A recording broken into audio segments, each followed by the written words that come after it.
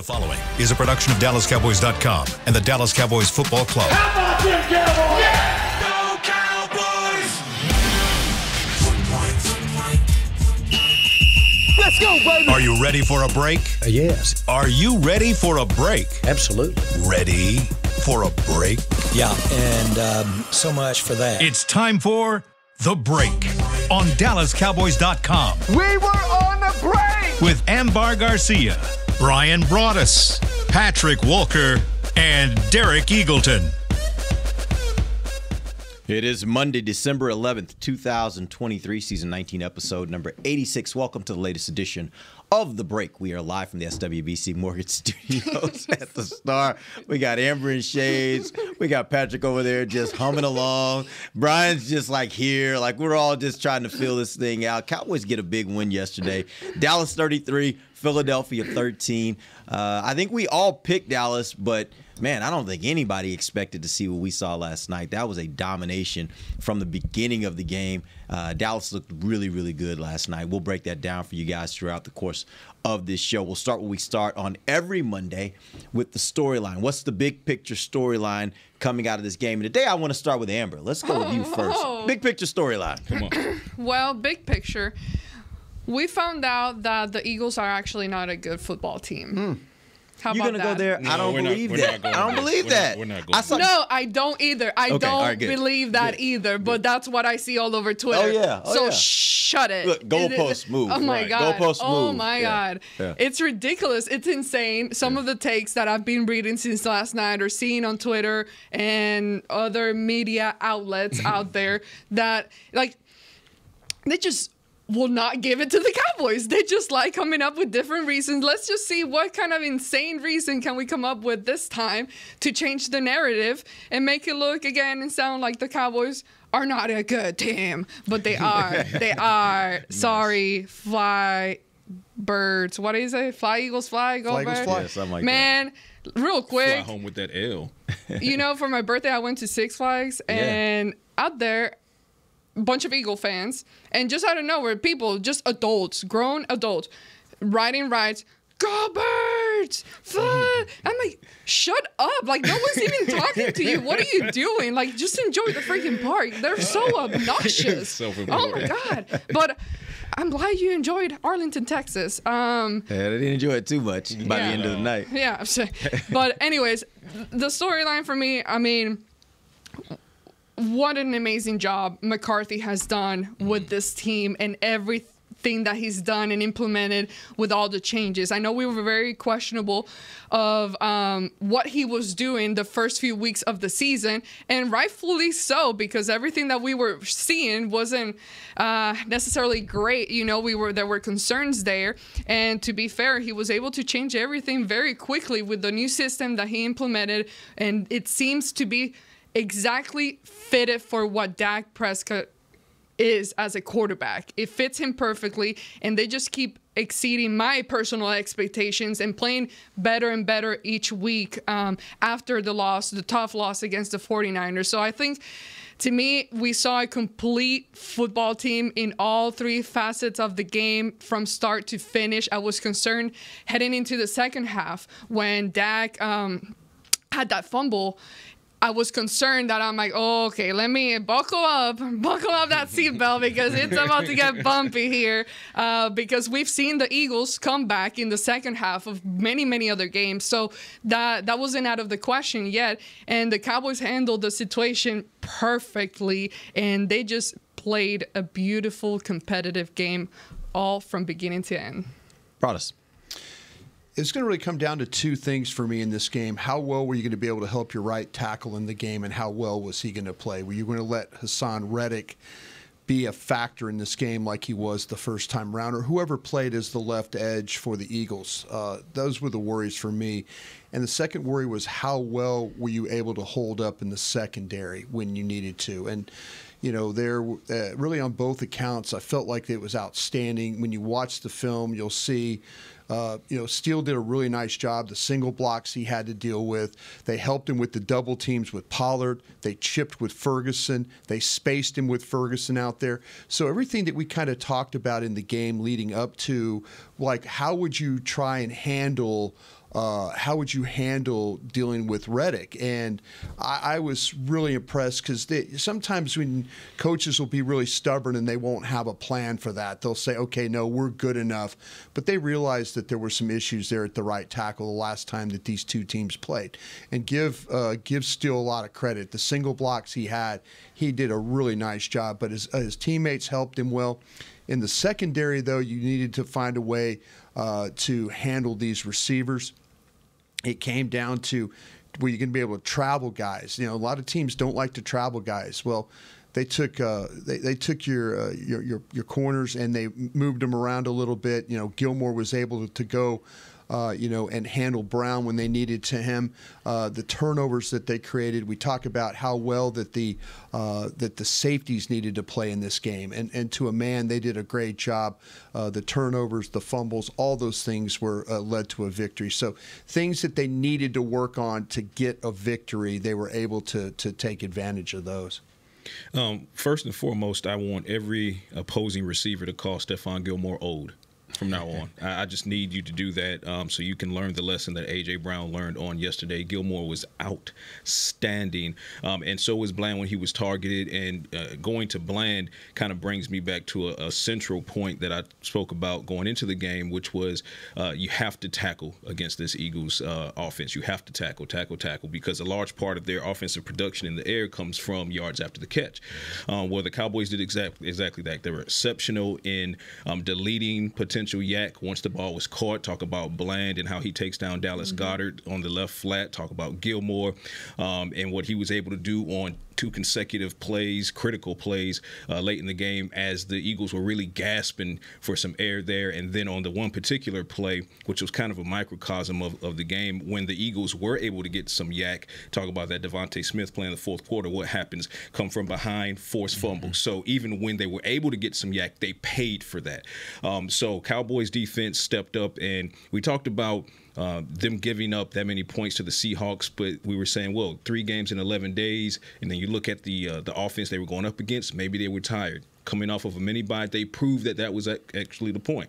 You come in and you shut down Jalen Hurts in that offense. You don't allow them a single touchdown throughout 4 quarters of football, and this was supposed to be a front runner for MVP. You asked about Nick Bosa last week and what Nick Bosa said. The blueprint was out there, and I said the Cowboys had the blueprint and the personnel to execute the blueprint. So there you go. Dak Prescott now has to be the front runner for MVP based on what he was able to do as well. Mike McCarthy, he's out there calling a great game with sutures in his stomach. So, I mean, just it's a statement win. It destroys all narratives, and I'm with you. I love what you said on Twitter last night. I'm not accepting any goalposts moving. There is no, oh, well, they didn't beat a good team.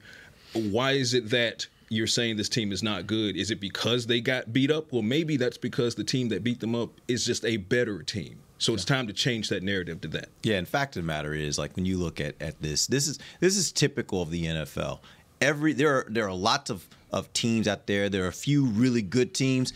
There's not a team most of the time that doesn't have at least a portion of their season where they hit some adversity. This is the nature of it, right? But you don't get to 10-3 without being a good team. So don't move the goalposts now. No, we're not Philly's a good team. They got beat by a better team last night, and that's what Micah said after the game. He was like, we were the better team tonight. And by the way, you run this thing back in Philadelphia in 2 weeks, who knows what it might be. Last night, Dallas was clearly the better team. So there is no moving the goalposts. Philadelphia is a good team. Dallas just played a phenomenal game. They had a great game plan, and they executed really well. No doubt. Let's talk about Dak Prescott. Last night, he was 24 of 39, 62% completions, 271 yards, 2 touchdowns, no interceptions. He did have the 1 fumble, which was returned for a touchdown, the only touchdown of the night for the Philadelphia Eagles. And by the way, when you mentioned that about them not scoring a touchdown, it had been since 2017. That was the last time that Philadelphia, and Dallas did it to them then, that Philadelphia didn't score an offensive touchdown in a game.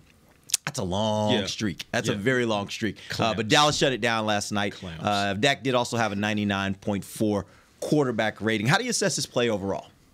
I think the only mistake he made, and he admitted it on the he got a little sloppy on the fumble, and they're going to take a deep shot. Cooks is wide open, and it's a touchdown. And he tries to go back to it late, and he drifted in. Now, Martin didn't exactly have Cox locked down. I mean, but Dak drifted into Cox, which made it difficult. That's why you get the sack. And as he's trying to unload the ball or trying to set it up to launch it, that's where all of a sudden when he gets hit, it's on the ground. So really the only mistake, he talks about him not playing perfect.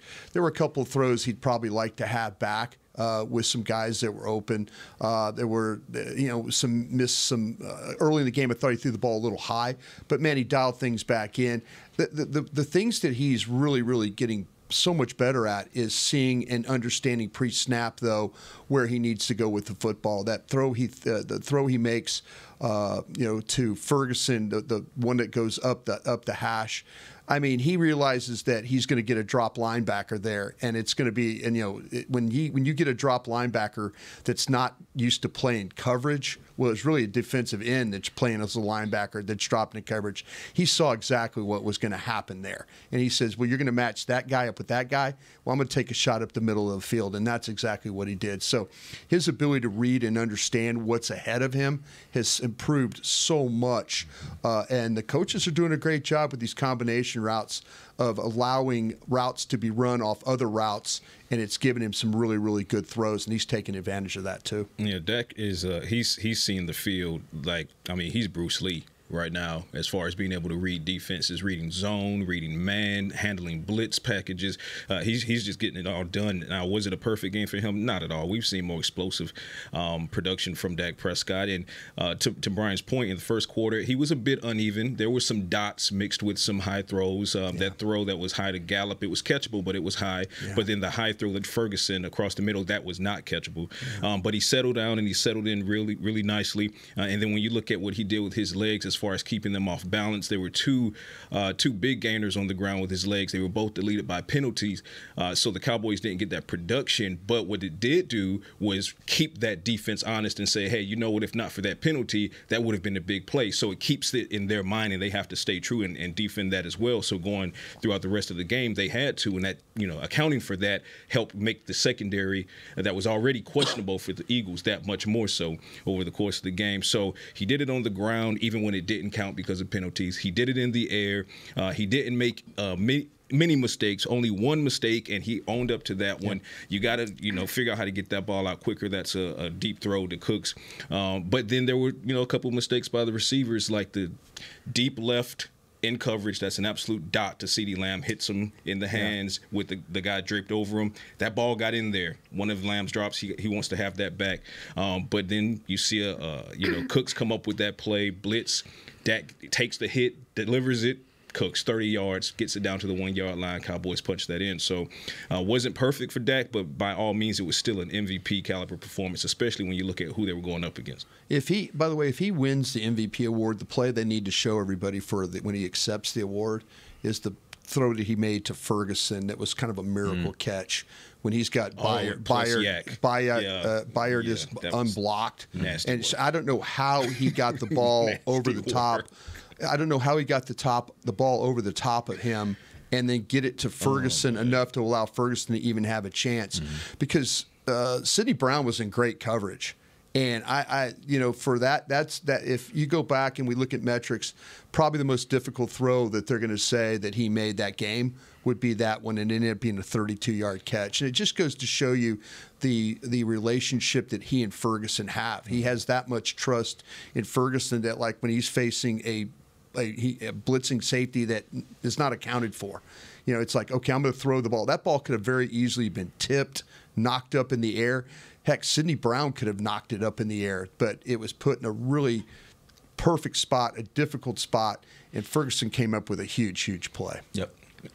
Not a perfect game, but expecting a perfect game every time is a very unrealistic expectation to set on a quarterback. I think he's still checking all boxes. He's checking out every single box, and it's impressive and very cool to see from the start of his career, his whole development and everything that we've kind of had to sit here and watch and talk about and discuss, earlier on was him having to rely on those short passes. You never saw deep throw passes down the field, or him having to sit in the pocket, second guessing or trying to figure out what am I going to do, where am I going to throw. And now none of that. Like, everything has changed. He's throwing that ball so beautiful and so perfect all the way down the field.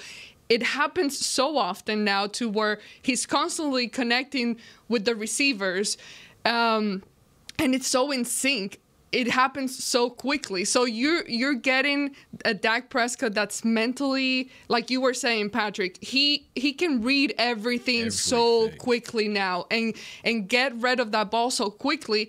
And it's just like everything in his mind, body, everything is just in perfect timing for him right now. It's like Neo looking at the Matrix. He's just seeing, it's like ones and zeros for him right now. The game has slowed down so much for Dak Prescott, and you see it. And last night, and you can ask Nick Harris this because I kept saying I didn't realize I did until Harris pointed it out. But over the course of the game, you could almost tell when the timer went off in Dak's head in the pocket, because at a certain point, it'd be like 1.75 seconds, and you can tell he was about to go. He was not looking to stand in that pocket not a moment longer than he needed to. He was looking to get out, extend plays and things like that, and apply that extra pressure to the secondary and that pass rush. So, I mean, like you said, he's just seeing it in slow motion, and he is only going to continue to get better. He's so comfortable with Mike McCarthy as play caller, so comfortable with his weapons, like that throw to Jake Ferguson, making that throw. Who does that? I wouldn't have pulled that trigger. He did, but the amount of trust required to pull that trigger, and then for Jake to reward him with a catch like that, and then yards after the catch like that, this offense is as special as the defense can be. Let's take our first break. When we come back, we'll talk a little bit about the rushing game and the offensive line and how they performed. We'll get to the defense a little bit here in the second and third segments. Well, we'll be back. DallasCowboys.com radio. Todd thought it would be secure to jog in the cheetah savanna. Todd believed the big cat repellent he bought online was reliable.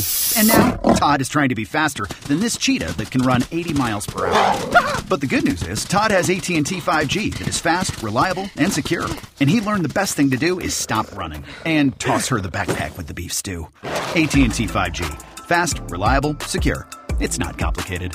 5G requires compatible plan and device. 5G may not be available in your area. See att.com/5G for you for details. Cowboys fans, after that move, we've just coined the term Rowdy Replay. Let's roll back the tape.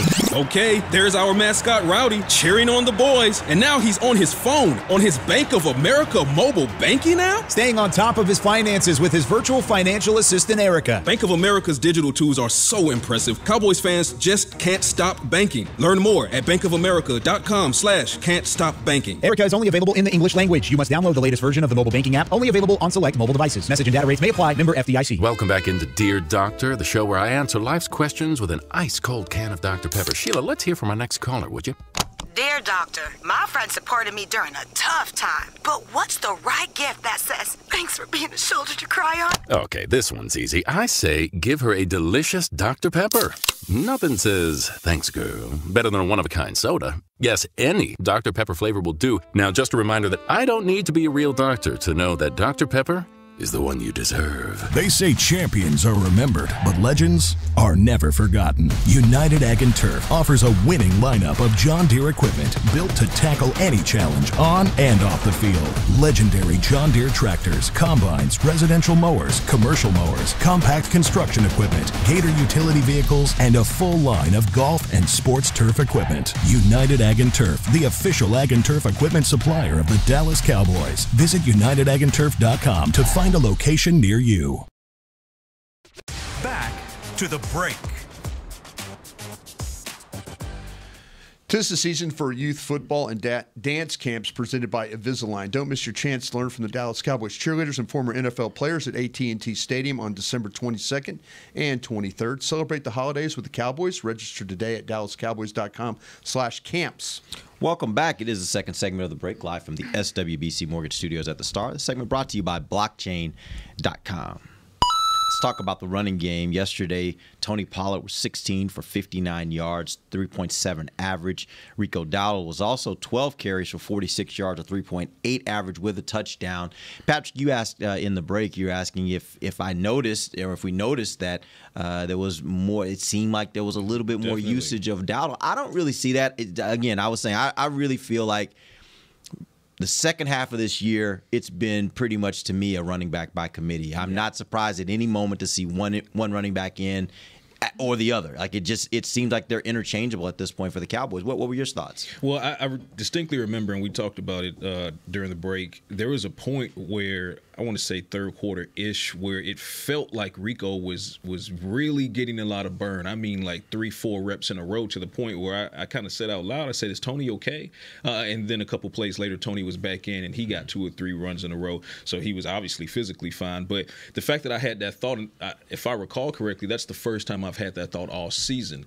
And it may go to your point that it's more so a 50-50, and it could be, 51-49 for Tony this week, and next week could be 51-49 for Rico Dowdle, and that's probably the case, which I would be completely fine with because it keeps both of those guys fresh going into December and in January and then hopefully into February. So I'm with McCarthy if that's his plan. It looks like that is because it is bearing itself out. We'll see how things go in Buffalo where that run game might really come into play depending on what the weather is.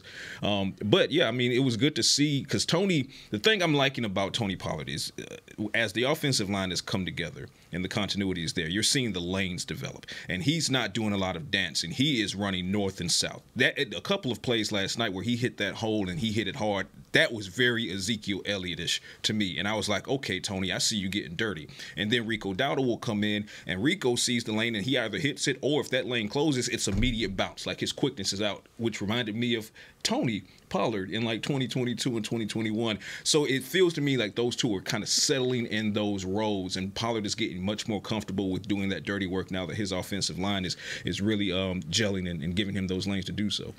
Yeah, I'll say I agree with you, and I would have to go back because I can't think exactly like what the reason, like why that thought came into it popped into my head. because same with what you were saying, Derek. Like we do see them being interchangeable all the time. That's what it's been. But I do remember twice in 2 occasions where I'm working on the computer and I look up and I see Rico, and I'm like, huh. We're in situations where usually you would see Tony instead, but again, because it is interchangeable like that, you don't give it that much thought or look into it that deeply. But it felt like they were using them a little bit differently. I don't know if Brian, if you've had time to kind of take a better look at that. When they throw the ball, they would rather have Pollard in there. He catches the ball well and he blocks well. The thing that's encouraging me, he had an 11-yard run last night where he broke an arm tackle of the safety Byard. And it's now you're starting to see that where he's making people miss or he's running through arm tackles. I think early in the season you didn't see that happen at all. Yep. One other thing to note, I just looked up their snap count. Pollard actually had the lion's share of the snaps between the two. He had 59 snaps, 72%. Where Dowdle only had 23 snaps, 28%. So he's getting the lion's share of the work. But it doesn't even feel like that to me. It just feels like either one of them can be out there at any moment. It might have been that there was a particular stretch of time where there was so much Rico. That second half. Yeah, exactly. Particularly in the third quarter where it made me have that thought, well, is Tony okay? Because we had seen Tony a good bit in the first half. And then maybe so after that, you kind of go back to Tony. But Rico got a ton of burn in that third quarter. We're starting to see it where it's more like you said, more like a college program. There was a time where it was Zeke and Pollard, and there would be like second or third series. You would see a guy come in for that whole series, and they're really not doing that. It's like they'll shuffle in tight ends, they'll put a back end, they'll shuffle in receivers, they'll put a back end. So they're part of like the packages that these guys are running right now. Yeah, if you remember, there was a time when there'd be games we'd finish, and Pollard didn't see the field very much. Like they just didn't use him in the same way. But you're seeing they're using both of these guys, which I think is actually a really good thing. It's just a good thing for your offense when you got 2 guys you're using regularly. All right, let's talk about the offensive line. They did allow 2 sacks yesterday. We talked about the running game. How did the offensive line play? And specifically, I want to talk about, I know you mentioned Steele, but I want to talk about Steele and Biadasz, because there were a couple of moments there where where it seemed like Biadasz kind of was having a little trouble there in the middle. What did you see from the offensive line? He got tripped he had 25 yards of penalties on one drive. And the one play where he got holding, he got run over. But he probably would have been able to maintain his feet, but he tripped on Martin's foot going backwards. And so what happens is he's going back. He's got his hands inside, and he just pulls the defender on top of him. The officials call that. I don't know how you could call clipping on him. His head was across the defender's leg, and so if it was behind or in the back where he was going into the back of his leg, but the fact that his head was already front side of the play, that shouldn't have been a tripping call, and so that happens. I can't remember the last time I saw a tripping call, by the way, or not tripping, clip call inside on an offensive lineman like that. Overall, though, I tell you what, the combo blocks that they got in the running game with Steele and Martin were coming off really well. Biotish, I thought, held his own in the running game. They ran some really creative runs. They tried an old school trap. They did some misdirections. They did double screen where they ran both guards and the tackles opposite directions. So they're trying to create some space there. I like doing that. But I mentioned this stuff about with Steele, and they went into this game thinking, okay, we're going to have to help him a little bit. And I talked about the single blocks he did were good. The double team blocks, Pollard helped him there. The sack, I have a question, and I wish I could ask somebody in the organization about this, because the sack that Steele gave up, it was almost like he was expecting Pollard to help him to the outside. And Pollard was set up to do that because Steele never got out of his stance. It's like Steele only engaged with his right hand, and his feet were so slow. So you're thinking, well, okay, is he slow setting here to give Pollard a chance to get outside and help in that way? Because the very next play, they ran the same thing, and Pollard helped him. And so they were able to. So I wonder if maybe Steele thought, hey, I'm getting help on this particular pass play. But, I mean, he allowed Reddick, and, luckily you didn't lose Dak, because Reddick went really, really low coming in there onto his knees. Yeah. But overall, I mean, I think you have to be pleased with the way that they were able to hold up both in the running game and then also with their pass protection stuff. I was looking at Tyron Smith. This is an interesting stat from him. He was against Josh Sweat 19 times last night. Allowed 5 pressures, 26.3% pressure rate. So not great, but, obviously it didn't end up being disastrous for the Cowboys. And then juxtapose that to Zach Martin, who was up against Fletcher Cox 26% of the time. I heard you say it on the show last night, and I went and looked it up, and he had one pressure, one sack against 26. And that was the fumble. I was going to say, which and now he's shouldn't have happened. He's second lowest pressure rate. He's allowed the second lowest pressure rate of any guard, right guard, in the NFL through Week 14. So Zach Martin playing more outstanding football. Tyron continues to play more outstanding football, although yesterday was a bit of a challenge for him. But overall, you look at the offensive line as a unit, and they play pretty well. No issues there. Yeah. No issues there with, it wasn't anything like that. Some of the protections in Week 9 where seemed like every down there was some type of pressure in Dak's face. In this game, it was a little bit more of a clean pocket for him. Yeah, offensive line looked really good. I mean, like you said, 5 pressures from Josh Sweat against Tyron Smith, but no sacks. And I venture to say those pressures didn't really disrupt what the Cowboys were trying to do on any of those plays. Zach Martin, fantastic football against Fletcher Cox. If Dak Prescott gets rid of that ball, it's a touchdown and not a sack, and we're not talking about Fletcher Cox having any impact on the game whatsoever. Jalen Carter, he gets his scoop and score from that, but other than that, he had 1 pressure. Jordan Davis, 0 pressures. I mean, that interior really held up when it comes to Tyler Smith, Tyler Biotish, and Zach Martin. They were not allowing any pressure up the middle, and that allowed for Dak Prescott to be able to, read the field and react. That's Philadelphia's problem right there. If they don't get edge pressure, now their secondary gets exposed. Yeah. Yeah, and I'll mention this. Like, I do think part of what we're seeing from the offensive line right now, and how well they look, is also, in my opinion, a result of how good Dak is playing. Yeah. I remember back when Bledsoe was the quarterback here, they were having all kinds of problems with the offensive line. And then they made that decision to put Tony Romo in there, and all of a sudden, the offensive line is playing great. And everybody's like, wow, the offensive line's really gotten better. Tony's getting out of there. They're doing the same, but he knows how to move around. He forces the defense to play him differently, so they can't just rush because they're rushing to a spot. Right. And I think that's what gets lost a lot of times, is for an offensive line, a lot of times the ability of the quarterback can make them look really good or make them look really poor and really exacerbate whatever problems they already have. Well, the touchdown pass that Prescott had that threw to Lamb, the first one, I mean, it was just Lamb running across, and then Dak being able to get a really good edge block by Tyron Smith that allows him to get to the outside. And there's Dak, Dak on the move, throwing the football. You get the receiver, you get separation. Dak finds the guy. Dak running to his left.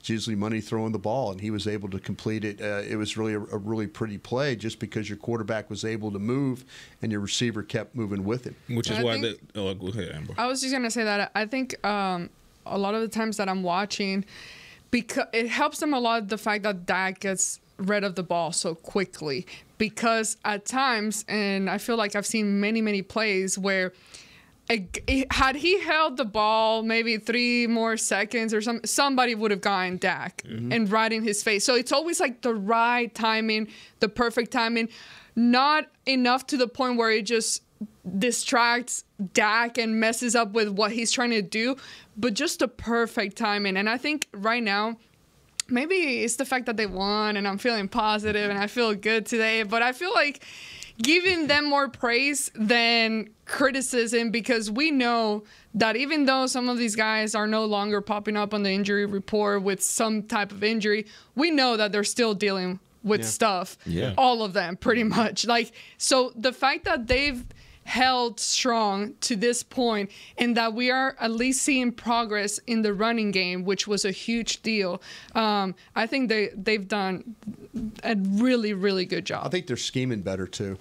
I think there's actually better idea of how they want to attack fronts with the way that they're blocking these fronts. And also to that point, kind of circling back to Dak really quickly, excellent point by Ambar. I think that if you compare Dak Prescott post Week 5 to Dak Prescott pre-Week 5. Pre-Week 5, it was much more mechanical as he tried to figure out how to operate this offense. It was much more drop back. What's my timer? Let it go. Who's going? Now he's so comfortable with it that he's no longer that statue in the backfield trying to figure it out. It's 1-2. It's not there. I'm moving, but I'm still eyes downfield. I'm moving, still eyes downfield. Okay, screw this 10-yard rush for a first down. So because he's so much more comfortable, and the better word is he's in command. He's in total command of this offense. That was not the case weeks 1 through week 5. But now that he's in total command, you're seeing it in how explosive they can be. And the offensive line, like you said, one hand washes the other. They're helping him with continuity and protecting and carving out lanes for the running game. He's helping them when the pressure does come. 5 pressures from Josh Sweat. Sweat can't get his hands on him because Dak, the timer went off. Dak's out of there and a big play is made. Yeah, I love that word. I think that sums up his play here over these last several weeks, is command. I think you can really see how much he is really commanding this offense. All right, we're going to take our final break. We'll come back. We got to talk about this defense. They had another really good night. Not a great night necessarily a great night compared to last week for sure. We'll talk about that when we come back. This is DallasCowboys.com radio. Todd thought it would be secure to jog in the cheetah savanna. Todd believed the big cat repellent he bought online was reliable. And now, Todd is trying to be faster than this cheetah that can run 80 miles per hour. But the good news is, Todd has AT&T 5G that is fast, reliable, and secure. And he learned the best thing to do is stop running and toss her the backpack with the beef stew. AT&T 5G. Fast, reliable, secure. It's not complicated.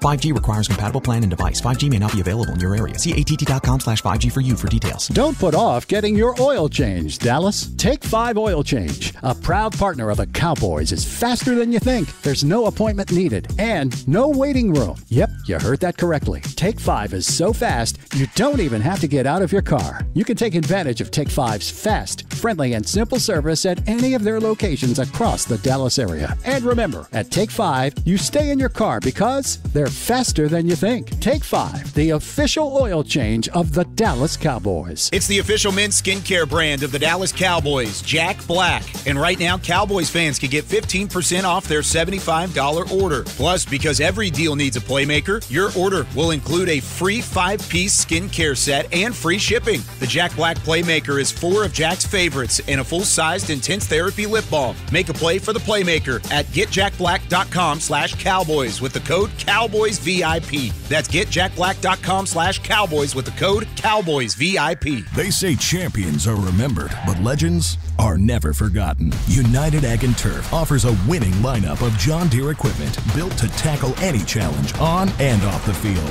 Legendary John Deere tractors, combines, residential mowers, commercial mowers, compact construction equipment, Gator utility vehicles, and a full line of golf and sports turf equipment. United Ag and Turf, the official Ag and Turf equipment supplier of the Dallas Cowboys. Visit UnitedAgAndTurf.com to find a location near you.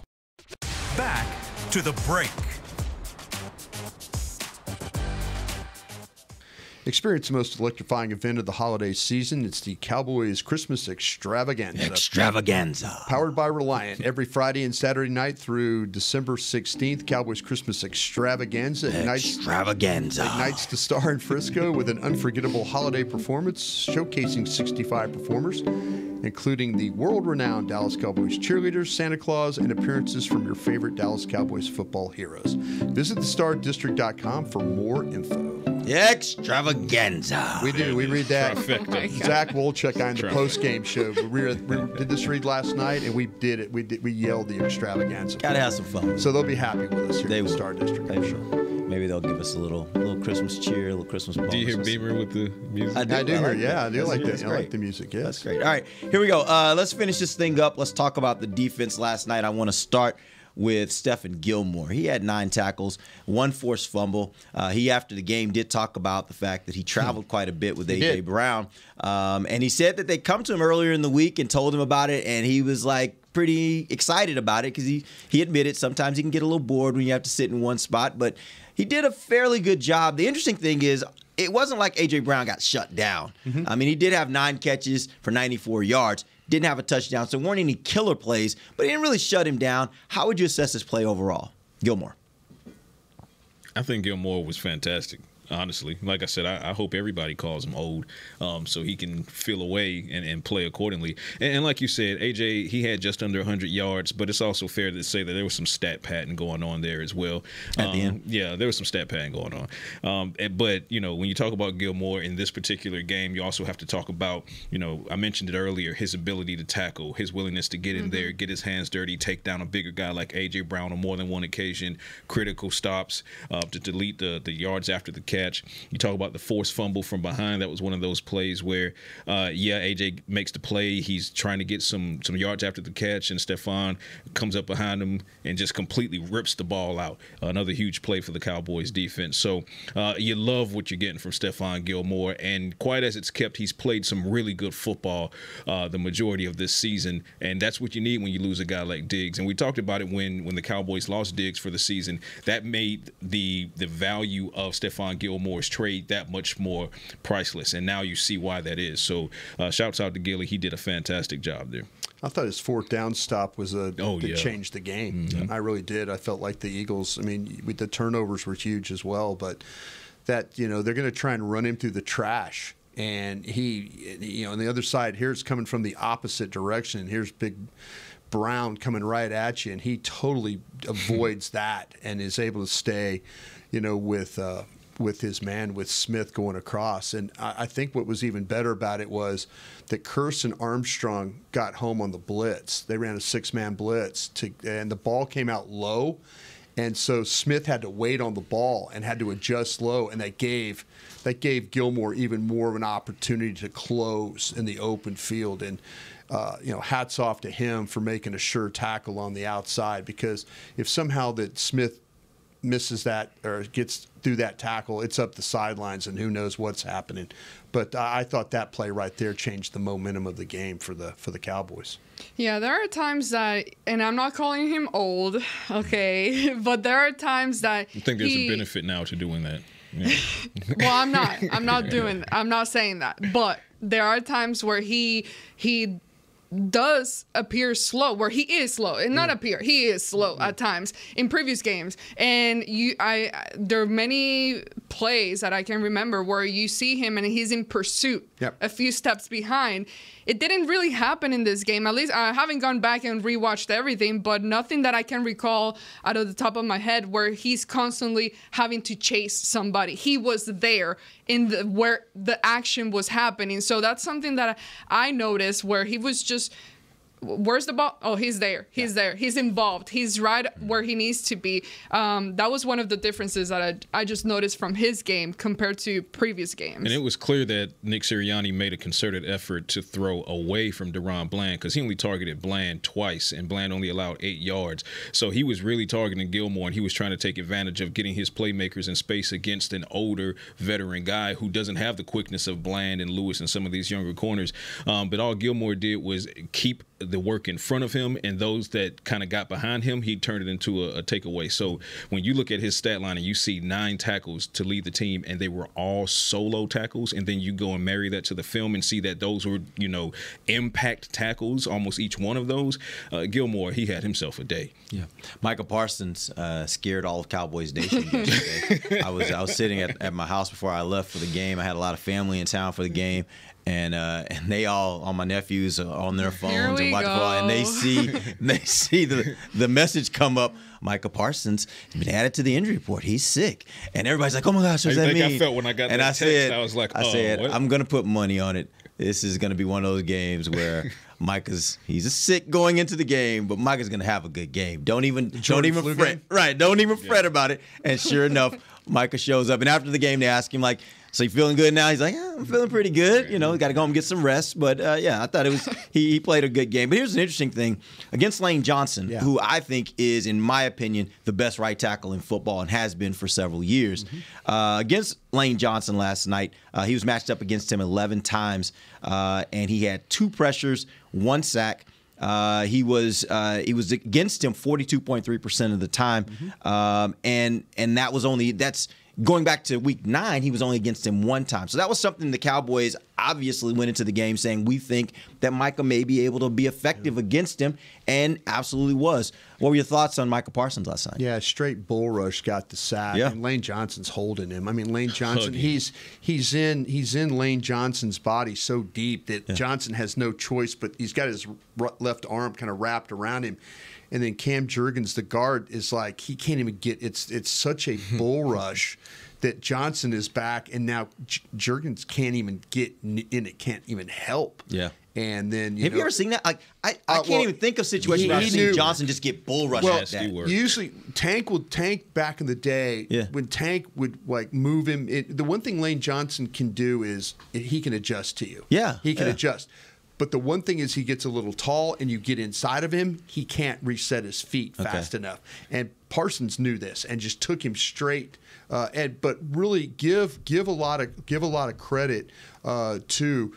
But Clark was coverage with Goddard. It looked like Hurts wanted to throw the ball inside, and Clark had such good coverage on Goddard that it made Hurts just kind of have to hesitate to even want to throw the ball.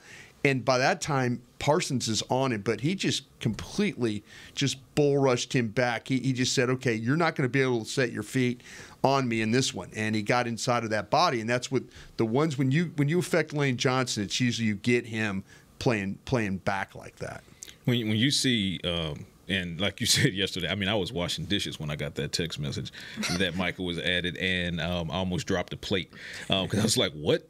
And then I read the rest of it and it said he's expected to play. And I'm like, okay, all right. Lead with that next time. I think we're just protecting ourselves from getting in trouble. No with doubt. the league. I'm just saying. What you need to do, absolutely. Just lead with that next time. Just say he's expected to play, but he's battling an illness, okay? Make my heart stop. But for him to go out there and do what he did, I mean, it wasn't the most explosive game, but he definitely impacted the game. He drew several double teams, and then you talk about just that bull rush to Lane Johnson. Show me someone else over the course of Lane Johnson's career that has embarrassed him to that particular point. I mean, like Brian said, he almost ran through Lane Johnson. Like he completely pushed him back into the obliterated and left him with a bloody nose to boot. So and there was no flag on the play. Funny how that works.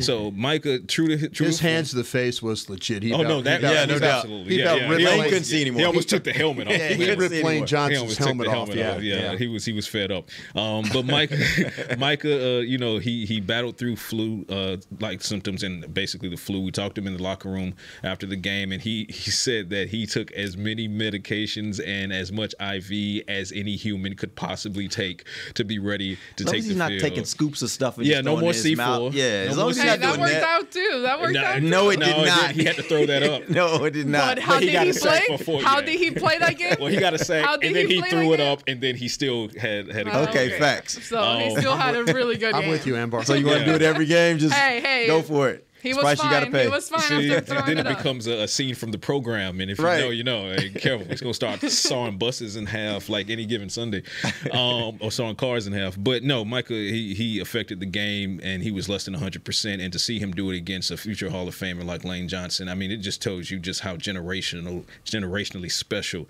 this young man is. So good stuff. Yeah, no, same. Great game. Good for Micah. But definitely when I saw that, I was concerned too. And like if something happens, I mean, that would be a big game changer. I think your defense completely changes if Micah is not able to be There's someone on who the step field. up, but there's no replacement for Micah. You can't replicate what they're able to do with Micah on the field. So, yeah, great victory for them. Yeah, real quick before we end the show, one storyline that dominated the headlines last week was Shaquille Leonard. He is now with the Philadelphia Eagles. But he only had 14 snaps, so it wasn't like they could really integrate him much into what they were trying to do. Do you think he regrets his I don't think so. I think he probably sitting there thinking, He's not gonna once regret it y'all after get me in one there game. more, we'll do better, right? I'm sure he's looking at it like I'll be more integrated into this defense at some point. And I think they probably think that as well. He'll play next week in Seattle against Morrow. They'll take 41 out of the lineup is what they'll do. But speaking of Shaq Leonard, and not to take anything away from him, because like you said, only 14 snaps and 2 tackles in that 14 snaps didn't affect the game for the Eagles at all. But who did is Damone Clark and Marquise Bell. They did. 4 tackles apiece. Damone with the fumble recovery and the pass breakup. Marquise Bell with the forced fumble and the pass breakup. I mean, those 2 young men absolutely stepped up, and I feel like they felt the way after hearing all these Shaq Leonard headlines. And I had a kind of an exclusive side with Damone after the game in the locker room, and I asked him, I said, hey, was that kind of a message game for you and Marquise after days and days of hearing Shaq Leonard headlines and whatnot? And his quote was, we're young, but this ain't our first rodeo. End quote. So you take that how you want to take it, but Damone Clark and Marquise Bell, they're here to continue sending a message for the Cowboys linebackers. It's funny. I heard him say that. I was standing in front of you. We were interviewing Micah, and I heard it. I was like, "Who said that?" Yeah, that was Damone. Yeah, okay. And I was like, Damone. "Oh, that's Patrick back there with Damone." Okay, I know exactly what he's talking about. Yeah, exactly. Yeah, had a little Q&A with Damone Clark, and very candid, very, very open, and very intelligent young man who is focused. So not only was he, talking about, how this is not their first rodeo, and basically what he was saying is, at the end of the day, this is just football. This is the same sport they've been playing their entire lives. But then he immediately started to turn the page to Buffalo. So in the span of a 2.5-minute conversation with him, he talked about the Eagles, and then the last 60 seconds of it was talking about Buffalo and potential temperatures and the adjustments that they might make in Buffalo. So he's already on to the next game, which is the culture of the Cowboys right now. Guess what? The next time we're on the air, we will also be talking about the Buffalo Bills. We will not be on the air tomorrow. Tomorrow we are going out to do a little service in the community, going to work at the Salvation Army. And so we won't be on the air tomorrow. We won't be on the air tomorrow. But real quick, wait a minute, because we're not on the air, I do have to go ahead and give an early birthday shout out to my guy, Mr. Brian Broadus. Oh, wow. A very special birthday for him. So hey man, you have a great day tomorrow. I appreciate there's no It's break not on your my calendar. It's not on your calendar. I'm sure Chris is over there like, I know, I already sent out that. I wanted to look. It's for your birthday. Happy birthday, Let's just say it's for your birthday. Happy We're giving you a birthday. day for your birthday. You go kick it. Have a good time. Thank you. Have some good barbecue. I'm sure that'll be what you want to do, right? Appreciate that. We appreciate you guys joining us. We'll be back on Wednesday. We'll tell you what went right. We'll tell you about the upcoming game, Cowboys versus the Bills. Yeah. For Patrick Walker, Brian Broadus, Amber Garcia, I'm Derek Eagleton. This has been The Break, live on DallasCowboys.com radio. This has been a production of DallasCowboys.com and the Dallas Cowboys Football Club. How about this, Cowboys?